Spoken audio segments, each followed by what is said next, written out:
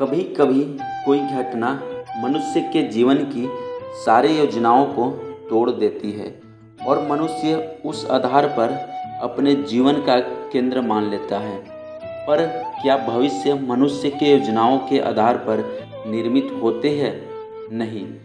जिस प्रकार किसी ऊंचे पर्वत पर सर्वप्रथम चढ़ने वाला उस पर्वत की तलाई में बैठकर जो योजना बनाता है, क्या वही योजना उसे उस समय पर्वत की चोटी तक पहुंचाती है?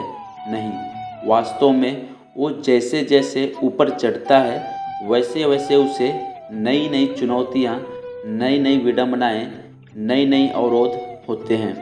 प्रत्येक पग पर वो अपने अगले पग का निर्माण करता है। प्रत्येक पग पर उसे योजनाओं को बदलना पड़ता है। कहीं पुरानी योजनाएं उसे खाई में न ढकेल दे।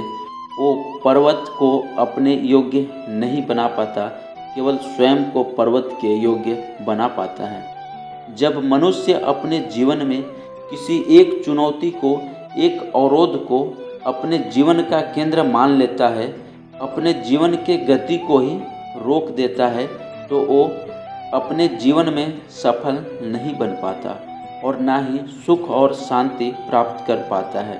अर्थात जीवन को अपने योग्य बनाने के बदले स्वयं अपने को जीवन के योग्य बनाना ही सफलता और सुख का एकमात्र मार्ग नहीं है। स्वयं विचार कीजिए। जीवन का हर क्षण निर्णय का क्षण होता है। प्रत्येक पग पर दूसरे पग के विषय में कोई निर्णय करना ही पड़ता है और निर्णय अपना प्रभाव छोड़ जाता है। आज किए गए निर्णय भविष्य में सुख अथवा दुख निर्मित करता है, न केवल अपने लिए बल्कि पूरे परिवार के लिए, आने वाली पीढ़ियों के लिए भी। जब कोई दुविधा सामने आती है तो मन व्याकुल हो जाता है, धनिश्चय से भर जाता है। निर्णय का वो क्षण युद्ध बन जाता है और मन बन जाता है युद्ध। अधिकतर निर्णय हम दुविधा का उपाय करने के लिए नहीं, केवल मन को शांत करने के लिए लेते हैं। पर क्या कोई दौड़ते हुए भोजन कर सकता है? नहीं। तो युद्ध से जूझता हुआ मन योग्य निर्णय ले पाएगा?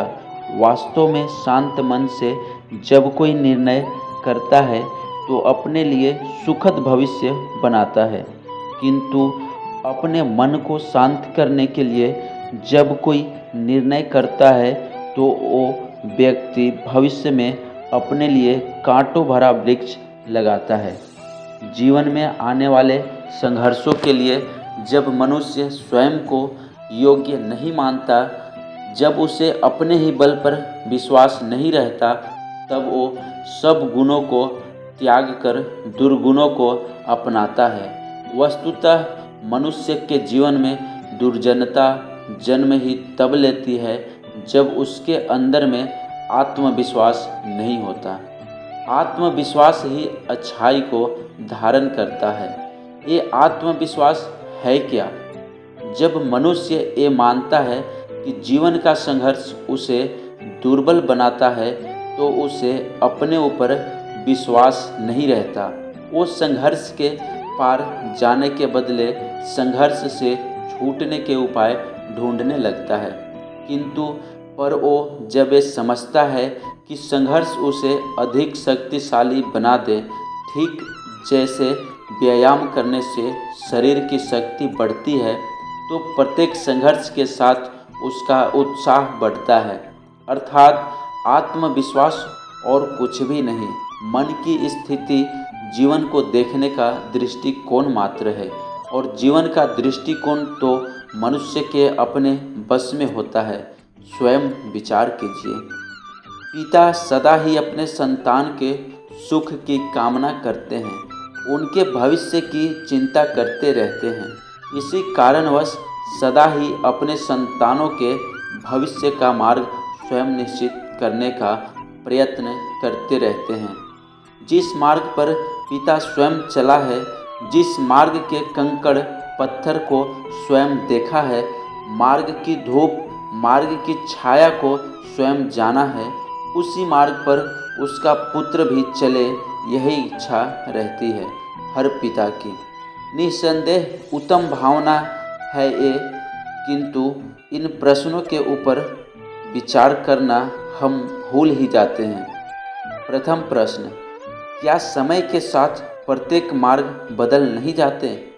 क्या समय सदा ही नई चुनौतियों को लेकर नहीं आता? तो फिर बीते हुए समय के अनुभव नई पीढ़ी को किस प्रकार लाभ दे सकते हैं? दूसरा प्रश्न, क्या प्रत्येक संतान अपने माता पिता की छवि होता है? हाँ, संतानों को संस्कार तो अवश्य माता पिता देते हैं, किंतु भीतर की क्षमता तो ईश्वर देते हैं। तो जिस मार्ग पर पिता को सफलता मिली है, विश्वास है कि उसी मार्ग पर उसकी संतानों को भी सफलता और सुख प्राप्त होगा। तीसरा प्रश्न, क्या जीवन के संघर्ष में चुनौतियाँ लाभकारी नहीं होती? क्या प्रत्येक नया प्रश्न एक नए उत्तर का द्वार नहीं खोलता? तो फिर संतानों को नए नए प्रश्नों, संघर्षों और चुनौतियों से दूर रखना, ये उनके लिए लाभ करना कहलाएगा या हानि पहुंचाना?